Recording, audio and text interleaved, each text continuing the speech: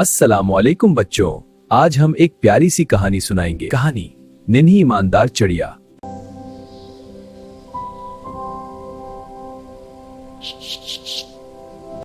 वो बहुत ईमानदार और नेक दिल थी।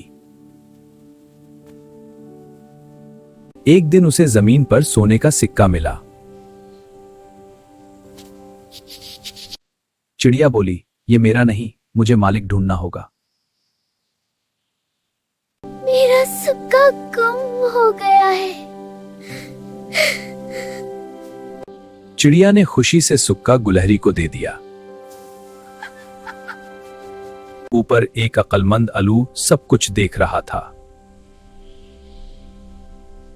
आलू बोला, तुम ईमानदार हो, ये तुम्हारा इनाम है।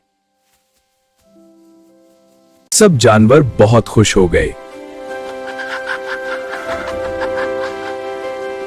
सबक, हमेशा सच बोलें और ईमानदार रहें।